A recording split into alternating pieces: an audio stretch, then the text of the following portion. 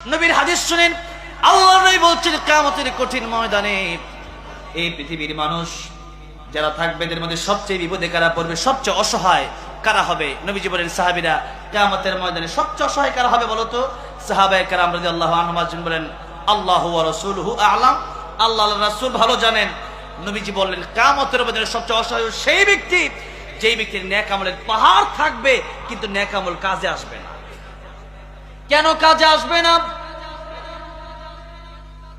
কারণ হচ্ছে কিয়ামতের ময়দানে এই নেক আমল যেই মাত্র মিজানের পাল্লাই বাড়ি হয়ে যাবে, জান্নাতে চলে যেতে চাইবে, এমন সময় কয়েকজনও কিছু ধরবে যে আমার জমি মেরে দিয়েছে, আল্লাহ আমি তার কাছে জমি ফেরত চাই।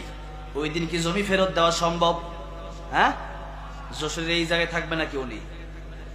কিয়ামতের মাঠ, দুনিয়াটা পুরোটা তামাম, উপরে অর্ধ হাত, উপরে সূর্য। সেই বিপদের দিনে সম্পদ কোন জায়গা থেকে দেবে? আর ওই দিন সম্পদ কোনো কাজেও লাগবে না। একজন এসে বলবে আল্লাহ আমি তো 10,000 টাকা পেতাম, সেই টাকা আমাকে দেয় নাই। ঋণ কর্জায়ে হাসানা, এটা নিয়ে আল্লাহ কোরআন শরীফের সবচেয়ে বড় আয়াত যেটা, ওই আয়াতটা হচ্ছে লেনদেন সম্পর্কে। কি সম্পর্কে? লেনদেন সম্পর্কে। ইয়া আইয়ুহাল্লাযীনা আমানু ইযা তাদায়ানতুম বিদাইনিন ইলা আজালিন মুসাম্মান ফাকতুবু, এই যে আয়াত শুরু হলো আল্লাহু বিকুল্লি শাইইন আলিম। কোরআন শরীফের সবচেয়ে বড় সূরা কোনটা বলেন তো?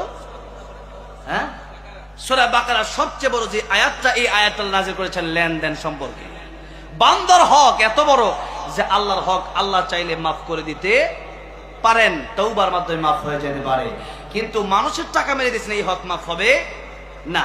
কর্জায়ে হাসানা দেওয়া দান করার চেয়ে বেশি উত্তম একটা মানুষকে উপকার করা। কিন্তু অনেকে আমাদের দেশে আছে, টাকা নেওয়ার সময় খুব সাধারণভাবে আসে, কিন্তু টাকা চাওয়ার সময় যখন এই টাকাটা ফেরত নিতে যায় তাকে কোনোভাবে ফোন দিয়েও খুঁজে পাওয়া যায় না। ফোন তাকে একবারে ব্ল্যাক লিস্টে ফেলায় দেয়। এমন হয় কি হয় না বলেন? টাকা যখন চাইতে যায় তখন মনে হয় আমি ভিক্ষুক হয়ে গেছি। আমি এমন অনেক লোকের কাছে টাকা পাই যারা দেয় না, তখন আমি এত বেশি আফসোস করি না। কারণ দুনিয়াতে 30,000, 40,000, 50,000, 1 লাখ টাকা মেরে দিবেন, আর কিয়ামতের ময়দানে এই নেকি দিয়া পরিশোধ করতে হবে। কিয়ামতের ময়দানে এই 1,000, 2,000 টাকা নোট আর থাকবে না, কিয়ামতের মধ্যে ডলার আর থাকবে না। দুনিয়ার সম্পত্তি সেদিন কোনো কাজে আসবে না। সেই দিন নেকি দিয়া এই টাকা পরিশোধ করতে হবে। কি দিয়া? নেকি দিয়া।